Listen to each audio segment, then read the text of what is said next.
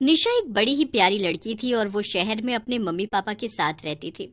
वो एक स्कूल में साइंस की टीचर थी और इस बार छुट्टियों में अपनी बुआ के घर आई थी। छुट्टियां बस खत्म ही होने वाली थी और अब निशा के वापस जाने का वक्त हो गया था। कितने दिनों बाद तुम घर आई हो निशा, इस बार कम से कम 1 महीने रुको ना। अरे नहीं नहीं बुआ जी, छुट्टियां बस हफ्ते भर की थी, लेकिन आप फिक्र मत करिए, अगली बार मैं इससे भी ज्यादा दिन के लिए आऊंगी। निशा की बुआ का एक बेटा था जो कि निशा से बड़ा था। उसका नाम था हरी। चलो निशा, तुम्हारी ट्रेन का वक्त हो गया है। क्या? ट्रेन? पर निशा तुम आई तो बस से थी ना? हाँ बुआ जी, पर वापस जाने का टिकट नहीं मिला, इसीलिए ट्रेन से जा रही हूँ। ये बात सुनकर निशा की बुआ कुछ घबरा गई। उन्होंने हरी को इशारे से कोने में बुलाया। अरे हरी, तूने उसे रोका क्यों नहीं? अगर बस का टिकट नहीं था तो उसे कुछ दिन और रोक लेता। तुझे पता नहीं है क्या कि ट्रेन से जाने में कितना खतरा है? रात का समय हो गया है, अगर कहीं वो भूतिया ट्रेन आ गई तो।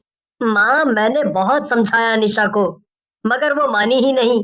चलो अब जो हुआ सो हुआ। तू उसे जरा ध्यान से उसकी ही ट्रेन में बिठा कर आना। देख, जब तक वो अपनी ट्रेन में ना बैठ जाए तब तक वापस मत आना। हरी अपनी माँ की बात मानकर निशा को स्टेशन ले जाता है। स्टेशन पहुंचकर निशा और हरी ट्रेन का इंतजार करने लगते हैं। अरे, यहाँ तो हमारे सिवा लोग ही नहीं दिखाई दे रहे, ऐसा क्यों? सब लोग ज्यादातर बस से आते जाते हैं, और खासकर रात में तो यहाँ कोई भी नहीं आता है। क्यों? ऐसा क्यों? ऐसा क्या है यहाँ जो लोग रात को आते ही नहीं है? शहर में तो रात भर स्टेशन पर भीड़ बनी रहती है। लेकिन एक भूतिया ट्रेन की वजह से लोगों ने रात को यहाँ आना बंद कर दिया है। वो अक्सर रात को यहाँ से निकलती है, और जो भी उसमें गलती से भी चढ़ जाता है वो कभी वापस नहीं आता है। क्या? कैसी बातें कर रहे हो तुम हरी? ऐसा कुछ नहीं होता है। तुम ऐसे हंसो मत निशा, ये कहानी नहीं है, बल्कि एकदम सच है। गांव के कई लोग इस भूतिया ट्रेन का शिकार हुए हैं, और कितने सारे लोगों ने तो अपनी जान तक गंवाई है। देखो हरी, मैं साइंस की टीचर हूँ और तुम चाहते हो कि मैं ये कहानी मान लूं? हाँ? क्या तुम भी? कुछ लोगों ने एक झूठी सच्ची कहानी बनाकर तुम्हें सुनाई और तुम सबने मान भी ली। अरे निशा, ये सच है। खैर छोड़ो, मैं तुम्हारे लिए पानी लेकर आता हूँ। तब तक स्टेशन पर एक ट्रेन आ जाती है। हरी निशा के लिए पानी लेने गया था और जब तक वो लौटा निशा ट्रेन में चढ़ चुकी थी। ट्रेन को देखकर हरी की डर के मारे हालत खराब हो जाती है, क्योंकि निशा गलती से भूतिया ट्रेन में चढ़ गई थी। नहीं नहीं निशा, वापस आओ, नीचे उतर जाओ, ये वही भूतिया ट्रेन है। मैं कह रहा हूँ ना तुमसे, तुम वापस आओ। बस भी करो हरी, ठीक है, मैं भूतों को तुम्हारा हेलो बोल दूंगी और कहो तो वीडियो कॉल भी करा दूंगी। हाँ?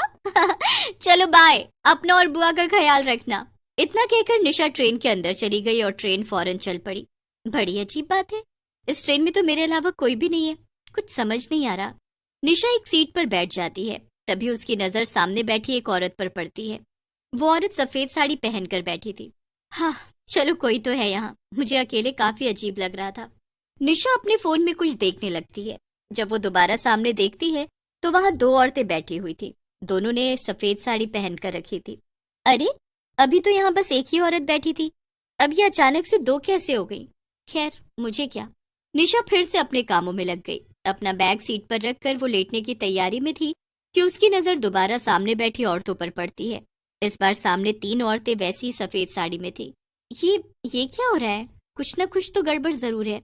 फिर ट्रेन एकदम से रुक जाती है और निशा बाहर झांक कर देखती है। वहां एक बहुत अजीब सा स्टेशन था और उस पर कई यात्री खड़े थे। सभी यात्रियों ने सफेद रंग के कपड़े ही पहन रखे थे और सभी नीचे सर झुकाए थे। उनमें से कुछ यात्री ट्रेन में चढ़ जाते हैं और ट्रेन आगे चल पड़ती है। यहाँ तक कि निशा के सामने बैठी सब औरतें भी स्टेशन पर उतर जाती हैं। पता नहीं क्यों, मगर ये ट्रेन और इसके यात्री दोनों ही बहुत अजीब लग रहे हैं। निशा ध्यान देती है कि ट्रेन में बैठे सभी यात्रियों के पैर उल्टे थे। हे भगवान, ये तो सच में एक भूतिया ट्रेन है। अब मैं क्या करूं? इससे कैसे बाहर जाऊं मैं? निशा ध्यान देती है कि ट्रेन दोबारा एक स्टेशन पर रुकती है और वो भी ठीक 15 मिनट बाद। उस स्टेशन से वापस कुछ यात्री ट्रेन में चढ़ते हैं। ये ट्रेन हर 15 मिनट पर रुक रही है, मेरे पास बस यही एक मौका है बचकर भागने का। निशा चुपचाप बैठ जाती है और अगला स्टेशन आने का इंतजार करने लगती है। तभी एक डरावनी चुड़ैल निशा के ठीक सामने बैठ जाती है। वो निशा को घूर घूर कर देखने लगती है। हे भगवान, अब मैं क्या करूं? ये तो मुझे ही घूर रही है। मैं कैसे निकलूं अब इस ट्रेन से बाहर? निशा काफी देर तक वहीं बैठी रहती है, क्योंकि बाहर जाने के लिए उसे कोई तरीका समझ में नहीं आता। तभी उसमें से एक भूत हवा में उड़ने लगता है और बाकी भूत भी अजीब तरह से हिलने लगते हैं। निशा को अब बहुत डर लग रहा था। निशा जोर से चिल्लाती है, बचाओ। तभी ट्रेन फिर से एक स्टेशन पर रुकती है। निशा बाहर देखती है तो हैरान हो जाती है। उसका भाई हरी स्टेशन पर खड़ा था। कुछ भूत भी थे जो ट्रेन में चढ़ रहे थे। हरी ने एकदम भूतों जैसा भेष बना रखा था ताकि कोई उसे पहचान न सके। वो भी ट्रेन में चढ़ गया और निशा के पास आकर बैठ गया। निशा, तुम बिल्कुल फिक्र मत करो, मैं तुम्हें बचाने आया हूँ। हरी, तुम्हें यहाँ नहीं आना चाहिए था। यहाँ हर तरफ केवल भूत प्रेत और आत्माएं हैं। मुझे कुछ समझ नहीं आ रहा कि हम यहाँ से कैसे निकलेंगे। निशा, हम इस रास्ते से तो कभी इस ट्रेन से नहीं उतर सकते हैं। मैंने इस ट्रेन के बारे में बहुत खोज की है, क्योंकि गांव के कई लोग इसी ट्रेन की वजह से मारे गए हैं। मैं सालों से इस ट्रेन के राज के बारे में पढ़ रहा था ताकि आगे मैं किसी को भी इसमें आके मरने ना दूं। लेकिन मैंने ये नहीं सोचा था कि मैं खुद इसमें फंस जाऊंगा। निशा ध्यान से हरी की सभी बातों को सुन रही थी। निशा, हमें अगर इस ट्रेन से बाहर जाना है तो हमें इंजन की तरफ जाना होगा, जहाँ पे इस ट्रेन का ड्राइवर बैठा है। वहीं से हम इस ट्रेन को रोक सकते हैं। लेकिन मुझे बहुत डर लग रहा है हरी। मैं जानता हूँ निशा, लेकिन अगर हम यहाँ रुके तो वैसे भी मारे ही जाएंगे। इसीलिए हमें अपनी जान बचाने की कम से कम एक कोशिश तो करनी ही पड़ेगी ना। चलो। फिर निशा और हरी दोनों अपनी सीट से उठ जाते हैं, लेकिन सभी आत्माएं उन्हें घूरने लगती हैं। निशा और हरी फिर से अपनी सीट पर बैठ जाते हैं। निशा, वो देखो, तुम्हारे बगल में ट्रेन की लाइट का बटन है, उसे दबाओ, तभी आत्माएं हमें जाते हुए नहीं देख पाएंगी। ऐसे तो ये हमें यहाँ से जाने नहीं देंगी। निशा बटन दबा देती है और पूरी ट्रेन में अंधेरा छा जाता है। फिर निशा और हरी धीरे धीरे आगे बढ़ते हैं। निशा आगे जाती है और वो उस डब्बे का दरवाजा खोलने की कोशिश करती है। हरी, ये दरवाजा तो खुल ही नहीं रहा है। हरी जोर से दरवाजे को धक्का मारता है और दरवाजा खुल जाता है। अंदर दो ड्राइवर भूत बैठे हुए थे जो कि ट्रेन को चला रहे थे। वो निशा और हरी को गुस्से से घूरते हैं और उन्हें मारने के लिए दौड़ पड़ते हैं। हरी जोर से चिल्लाता है, निशा, मैं इनसे निपट रहा हूँ, तुम जाओ, जल्दी से जाओ और जाके ट्रेन को रोको। लेकिन हरी, मैं तुम्हें अकेले कैसे छोड़ दूं? इतना वक्त नहीं है निशा, जाओ, जल्दी जाओ।